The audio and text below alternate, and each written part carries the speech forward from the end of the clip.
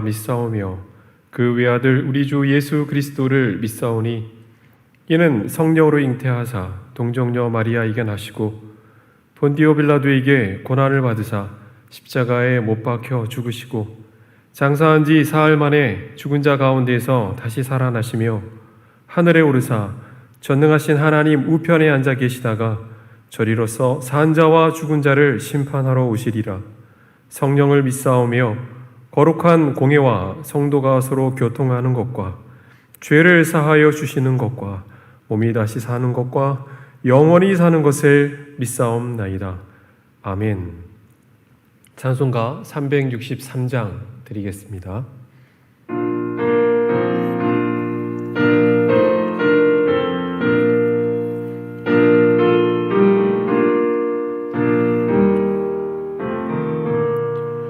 내가 깊은 곳에서 주를 불러 하뢰니 주여 나의 간구를 들어주심 바라고 보좌 앞에 나가니 은혜 내려주소서. 주가 죄를 살피면 누가 능히 서리요. 오직 주만 모든 죄 용서하여 주시니 주님 앞에 떨면서 용서하심 빕니다. 파수꾼이 새벽을 기다리고 바라듯 나의 영혼 주님만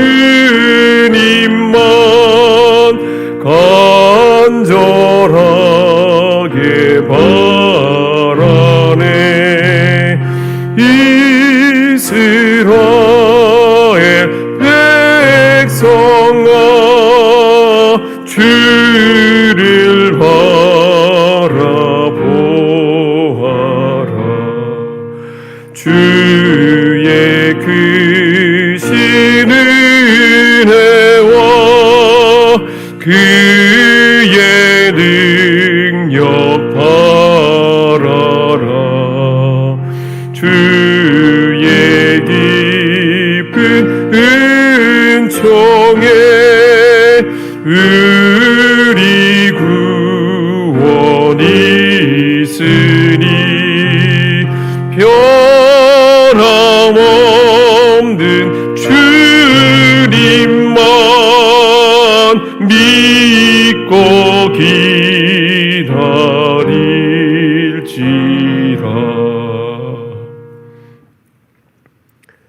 시간 함께 나눌 하나님의 말씀은 예레미야 33장 1절로 13절까지의 말씀입니다. 예레미야 33장 1절로 13절까지의 말씀 봉독하겠습니다.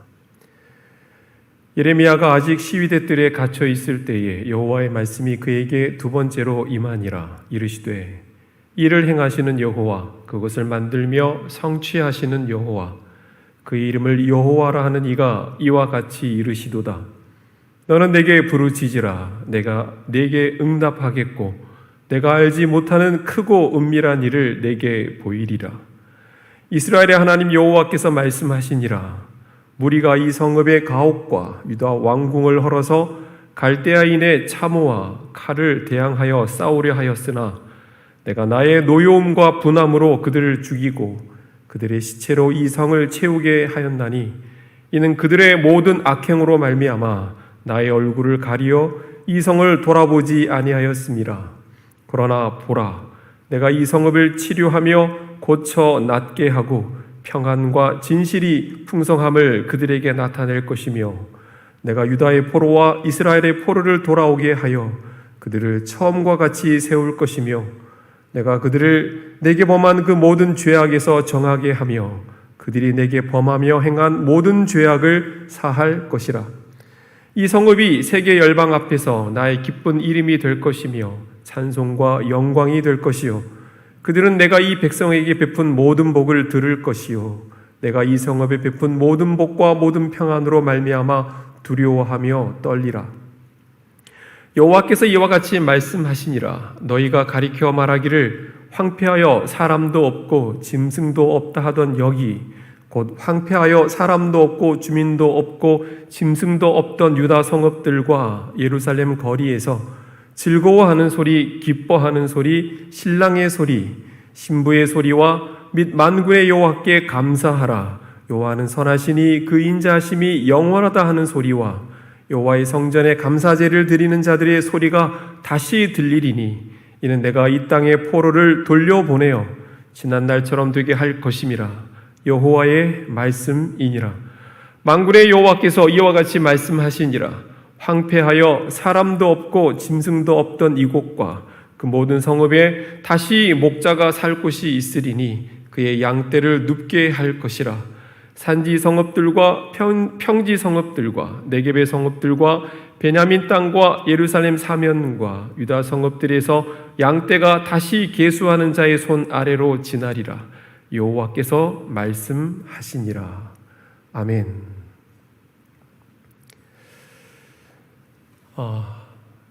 남유다는 깊은 중병에 든 환자였습니다. 그의 자매 북이스라엘이 어떻게 멸망하는가를 똑똑히 지켜봤음에도 불구하고 그들은 그 일을 통해서 아무 교훈도 받지 못했고 더 깊은 중병으로 그들은 빠져 들어갔습니다. 그들은 빠른 시일 내에 수술을 받아야 하고 치료를 받아야 하는 사람과 같았지만 한사코 수술 받기를 거부했습니다. 그래서 더 이상 두고 보지 못한 하나님은 그들을 수술대 위로 올리기로 작정하셨습니다. 오늘 여러분과 함께 읽은 본문 1절에서 5절까지의 말씀은 예레미야가 시위대 뜰에 아직 갇혀 있을 때에 임한 여호와의 두 번째 말씀이었습니다. 3절 말씀에 보면 하나님께서 예레미야에게 너는 내게 부르짖으라. 내가 내게 응답하겠고 내가 알지 못하는 크고 은밀한 일을 내게 보이겠다. 이렇게 말씀하셨습니다. 여기서 말씀하신 크고 은밀한 일이라는 것은 원어의 뜻을 풀어보면 접근할 수 없는 난공불락의, 그리고 무엇보다도 이해할 수 없는 이라는 뜻으로 사용이 되기도 합니다. 그러니까 너는 내게 부르짖으라. 내가 내게 응답하겠고 내가 알지 못하는, 도무지 이해할 수 없는, 그러나 심오한, 인간의 이성과 인간의 상식으로는 얼른 수납이 되지 않는 그렇게 아주 심오한, 이해할 수 없는, 접근할 수 없는 난공불락의, 그렇게 하나님이 크고 높은 심오한 뜻을 내게 보이시겠다, 이렇게 말씀을 하신 것이죠. 자, 그런데 이 하나님이 예레미야에게 보여주시고자 했던 크고 은밀한 그 일의 첫 번째 단계가 뭐였냐면, 그 첫째 단계는 예루살렘을 하나님께서 철저하게 무너뜨리는 것이었습니다. 그게 하나님의 크고 은밀한 계획의 첫 번째였어요. 하나님은 이미 예레미야를 비롯한 여러 선지자들을 통해서 이 예루살렘이 무너질 것임을, 나라가 망할 것임을 말씀하셨고, 너희들은 바벨론의 침공에 대비해서 그들에게 저항하지 말고 포로로 잡혀갈 것을 수차례 말씀하셨음에도 불구하고 이스라엘은 선지자들의 말을 듣지 아니하고 바벨론에게 저항했다는 것이죠. 저항하지 말라라고 구체적으로 말을 했는데 저항했다는 거예요.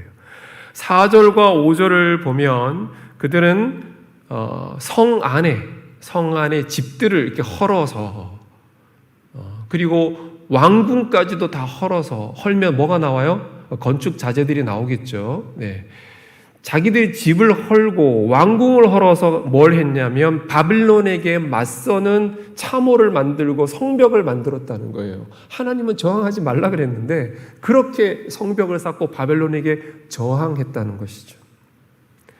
지금 하나님께서 바벨론을 심판의 도구로 삼으셔서 이스라엘을 징계하시고 그리고 징계로 끝나는 게 아니라 그 징계를 통해 이스라엘의 죄악에 대해서 벌을 내리시려고 하는데 이스라엘이 지금 하나님의 징계를 내가 거부하겠다는 거예요. 받지 않겠다고 저항했다는 그런 의미가 되는 것이죠.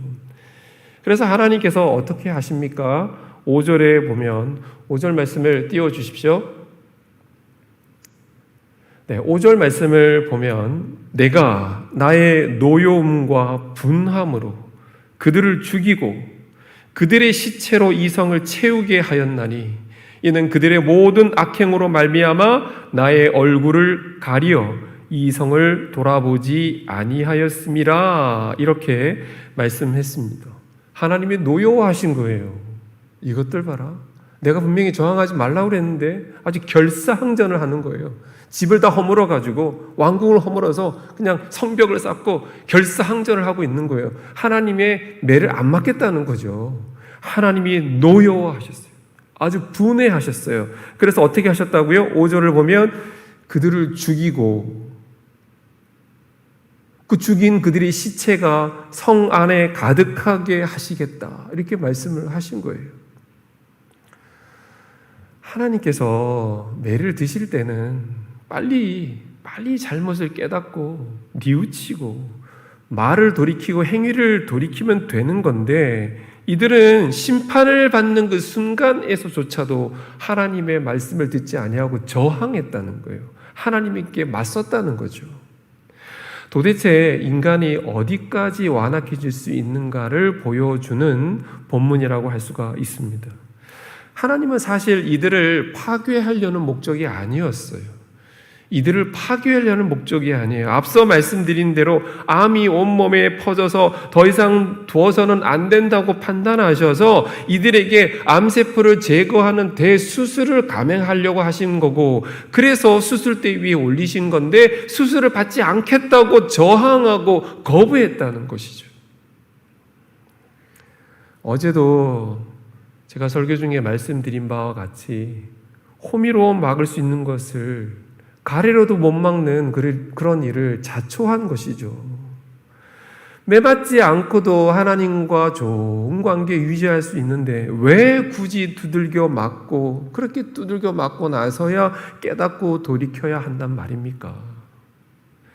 하나님의 큰 그림은 이스라엘을 철저하게 파괴해서 이 땅을 다 쓸어버리시겠다가 아니었어요. 하나님은 그럴 의도로 지금 이걸 하시는 게 아니에요. 하나님은 암세포처럼 퍼져 있는 죄악을 메스로 싹 도려내셔서 그들을 다시 살리시겠다는 것이 하나님의 큰 그림이었습니다. 6절부터 8절까지의 말씀을 함께 보겠습니다. 말씀을 띄워주십시오. 그러나 보라, 내가 이 성읍을 치료하며 고쳐 낫게 하고 평안과 진실이 풍성함을 그들에게 나타낼 것이며 내가 유다의 포로와 이스라엘의 포로를 돌아오게 하여 그들을 처음과 같이 세울 것이며 내가 그들을 내게 범한 그 모든 죄악에서 정하게 하며 그들이 내게 범하며 행한 모든 죄악을 사할 것이라. 이것이 하나님의 뜻이에요. 이것이 지금 남유다와 북이스라엘 향한 하나님의 진심이었습니다. 하나님은 이 성읍을 치료하시겠다고 하셔요. 고쳐서 쓸어버리시겠다는 게 아니라 고쳐서 낫게 하겠다는 거예요. 다시 이 성읍에 내가 평안을 주고 싶다는 거죠. 이게 하나님의 큰 그림이었습니다. 당시에는 이 말씀이 비현실적으로 들렸을지 모르지만 그렇죠. 좀 나라가 바벨론이 쳐들어와서 성을 에워싸고 나라가 지금 다 기울어가는 때에 뭐 이런 얘기를 하면 뭐 뜬구름 잡는처럼 얘기처럼 들릴지 모르지만 하나님의 선지자를 통해서 주시는 하나님의 말씀이 현실적이든 비현실적이든 여러분 우리는 하나님께서 말씀하시면 아멘 하고 받아야 하는 것입니다. 그래서 9절 이하의 말씀을 보면 하나님의 마스터 플랜이 나오죠. 내가 이 백성의 죄악을 정하게 한다는 것은 깨끗하게 한다는 거잖아요. 죄로 말미암아 더러워져 있는 이 사람들을 맑게 씻겠다는 거예요. 깨끗하게 해서 그래서 다시 이 성읍을 뭐로 만드시겠다? 나의 기쁜 이름이 되게 할 것이고 나의 이름이 되게 할 것이고 나의 찬송이 되게 할 것이고 나의 영광, 다시 말해 나의 자랑거리가 되게 하시겠다. 그렇게 하나님이 선포하세요. 그게 9절 말씀이에요. 9절. 그래서 그 모든 과정을 세계 모든 민족들이 다 지켜볼 거 아닙니까? 그 세계의 열방이 그것을 다 보고 듣도록 만들 것이라고 그렇게 말씀하시죠. 10절 말씀에 보면 황폐해서 사람도 없고 길거리 지나다니는 무슨 뭐 짐승 한 마리도 없던 이 거리로 하여금 뭘 만드시겠다? 즐거워하는 소리, 기뻐서 막 왁작지껄 떠드는 소리, 신랑의 소리, 신부의 소리, 그런 소리로 넘쳐나게 하시겠다는 거예요. 10절 말씀을 보면 만군의 여호와께 감사하라, 여호와는 선하심이 그 인자함이 영원하다, 이런 찬양 소리가 막 거리에 울려 퍼지게 하고 여호와의 성전에서는 감사제, 하나님께 감사제를 드리는 소리가 왁작지껄하게 다시 들리게끔 만드시겠다라고 주님이 지금 말씀하고 계시는 거예요. 어느 때요? 지금 때가 어느 때입니까? 예레미야가 시위대 뜰에 갇혀 있을 때 이 말씀을 주셨다는 거예요. 예레미야가 시위대 뜰에 갇혀 있을 때, 왕궁은 지금 포위당하고 있었을 때 이런 희망의 말씀을 주셨다는 거예요. 그러면 이런 말씀을 전했으면 그제서라도 하나님 말씀을 들어야 되는 거잖아요. 그렇게 하지 않았어요. 우리는 하나님에 대해서 의심하지 말아야 돼요. 그분이 우리에게 복을 주시든 때로는 채찍을 주시든 어떤 상황이든지 간에 그분을 의심하지 말아요. 그분의 사랑에 대해서 의심하지 말아야 돼요. 너희를 향한 나의 생각은 평안이고 재앙이 아니라, 평안이지 재앙이 아니라 너희에게 미래를 주려는 것이고 희망을 주려고 내가 너희에게 이렇게 하는 것이다 라고 29장에서 말씀하셨거든요. 그러므로 우리는 모든 상황 속에서 전적으로 그분을 신뢰하고 그분의 역사를 기대해야 합니다.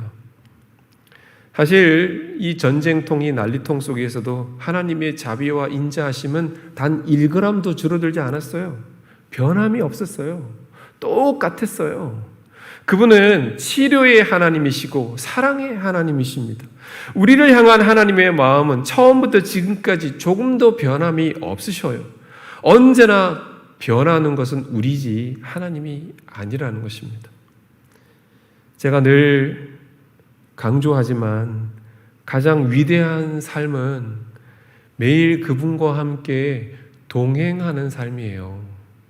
아침에 일어나면 예배로 하루를 시작하고 말씀을 한 구절이라도 읽고 그 말씀 이렇게 마음에 담아둬서 종일 그 말씀을 묵상하면서 직장에 출근하고 그리고 범사에 감사하고 작은 일에도 기도하며 그런 삶을 살아가는 것, 그런 삶을 오늘도 살고 내일도 살고 모레도 살고 다음 주에도 다음 달에 내년에도 그렇게 살고 그렇게 하루하루 인생의 집을 벽돌 한 장 한 장 쌓아가듯이 그렇게 쌓아가는 삶이 여러분 하나님이 기뻐하는 삶이고 가장 위대한 삶인 줄로 믿습니다. 여러분 세상에 문제 없는 인생이 어디 있습니까? 문제 없는 인생이 어디 있습니까? 다들 멀리서 보면 다들 행복해 보이고 저 사람은 나보다 낫구나 싶지만 여러분 망원경으로 보면 그렇지만 현미경으로 들여다보면 문제 없는 인생이 어디 있냐는 것이죠. 하지만 문제 있는 인생이라고 다 그분 앞에 엎드리는 건 아닌 것 같아요. 제가 보니까. 여러분의 인생을 온전히 그분께 드리고 날마다 주님과 동행하는 그런 아름다운 삶을 사시는 여러분 되시기를 바랍니다. 제가 영적 감수성에 대해서 말씀드렸죠.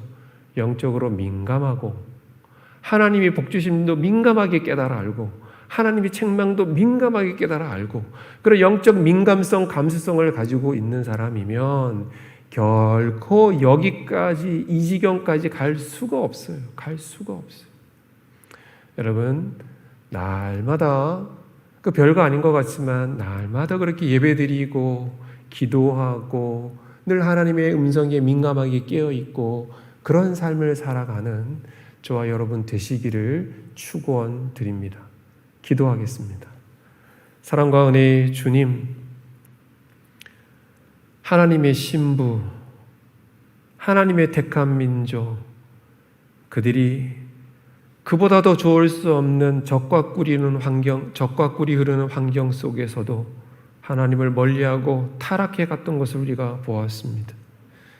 그보다 더 좋을 수 없는 환경을 주셨음에도 불구하고 그들은 하나님을 멀리하고 우상을 섬기고 선지자들의 말을 듣지 아니하고 자기 소견에 오른 대로 행하다가 오늘 이런 비극을 자초한 것을 보았습니다. 하나님, 우리는 하나님께 주목하게 해주시고 하나님 주목하게 해주시고 주의 말씀을 생명처럼 깨달아 알아 영적인 민감성을 가지고 늘 하나님 반응하는 삶을 살게 붙잡아 주시고 우리는 그들과 같이 되지 않도록 인도해 주시고 날마다 고요함 가운데 평안함 가운데 주님과 함께 동행하는 범사에 감사하고 기뻐하는 하나님의 자랑이 되어지는 그런 삶을 살아갈 수 있도록 붙잡아 주시옵소서. 우리 신강교회 모든 성도들의 삶이 그와 같이 하나님의 은혜 속에 깊이 잠기며 주님과 함께 동행하는 그런 성도들, 그런 우리 교회 되어질 수 있게 붙들어 주시옵소서. 예수님의 이름으로 기도 올리옵나이다. 아멘.